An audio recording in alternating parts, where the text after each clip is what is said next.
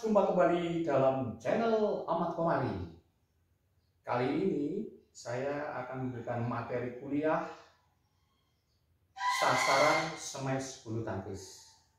Kita ketahui bersama bahwa para pemain menggunakan pukulan smash untuk mengakhiri suatu rally atau dikatakan sebagai senjata untuk mematikan lawan. Ketika seorang pemain melakukan smash, terkadang lawan itu sulit dimatikan. Oleh karena itu, di mana sasaran smash yang bisa mempersulit lawan? Tidak hanya satu sasaran, tetapi ada beberapa sasaran. Di sini saya akan menjelaskan ada 7 sasaran smash. Selama ini para pemain mungkin hanya bisa menunjukkan 3 sasaran smash. Tetapi ketika di lapangan seorang pemain menjumpai kesulitan, maka kreativitas melakukan smash harus bisa bervariasi. Sasaran smash yang pertama itu ketika seorang pemain lawan berada di sini,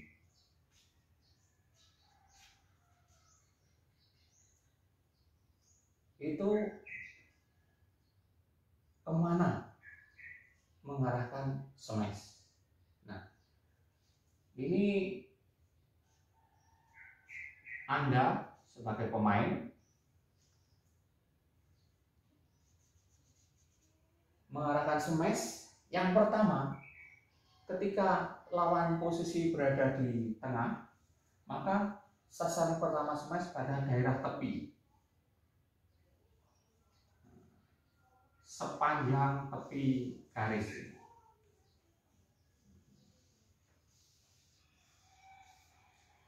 Sasaran yang pertama, daerah tepi ini merupakan daerah yang jaraknya paling jauh dari seorang pemain yang berada di tengah lapangan. Yang kedua, sasaran smash kemana? Ketika tadi sasaran smash ke sini kurang berhasil, sasaran yang kedua adalah pada body smash, yaitu shuttlecock diarahkan pada artikulasio humeri bagi seorang pemain yang tidak ideal atau pemain ortodok. Pada daerah ini itu seorang pemain sangat sulit untuk mengembalikan. Kalau daerah sini gampang, tapi daerah sini sulit karena raket berada di atasnya, jadi jatuhnya pada frame. Itu yang kedua. Sasaran ketiga kemana? Sasaran smash yang ketiga adalah pada daerah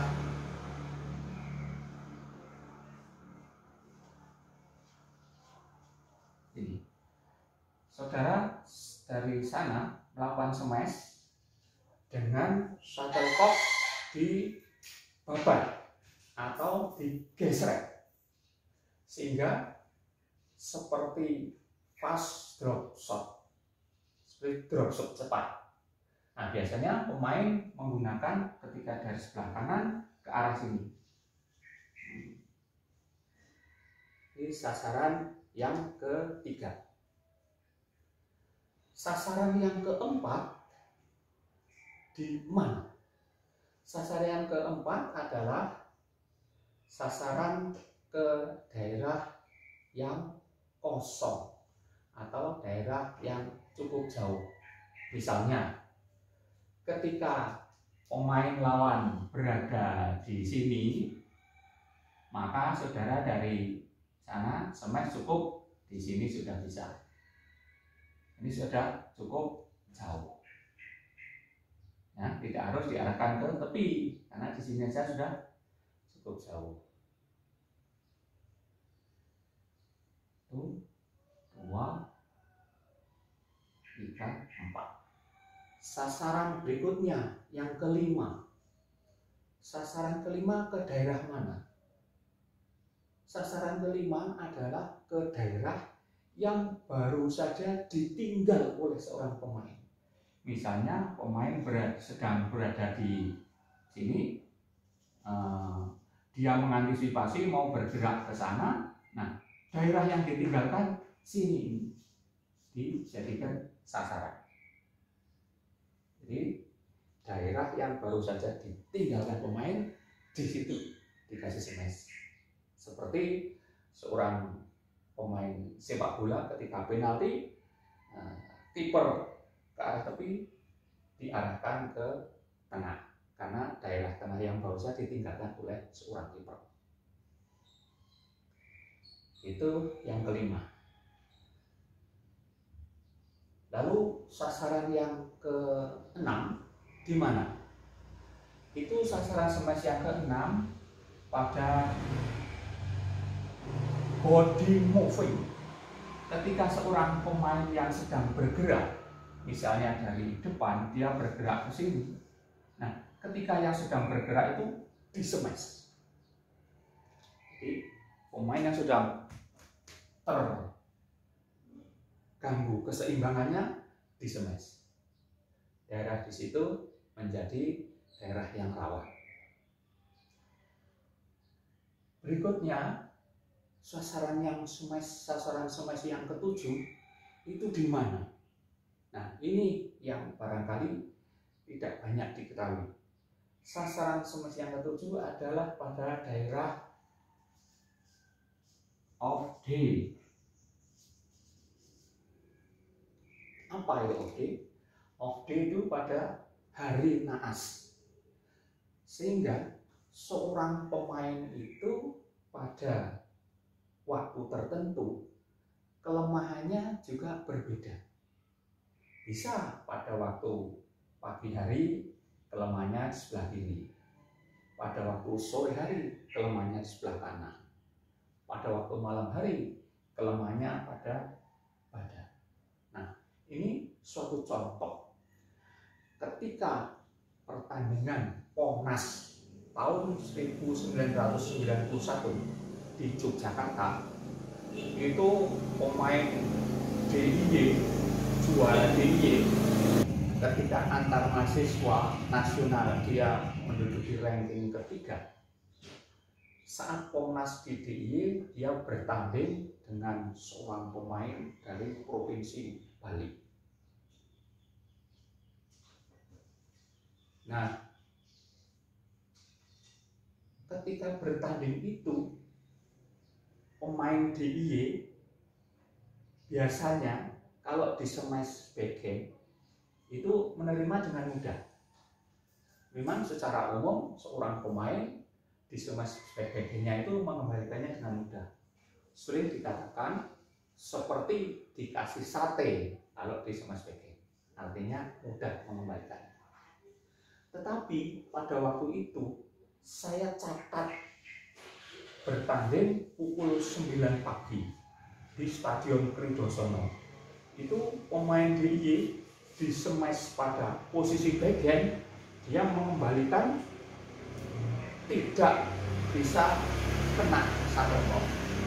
Shuttlecocknya berabas, jadi shuttlecock kembali saja tidak.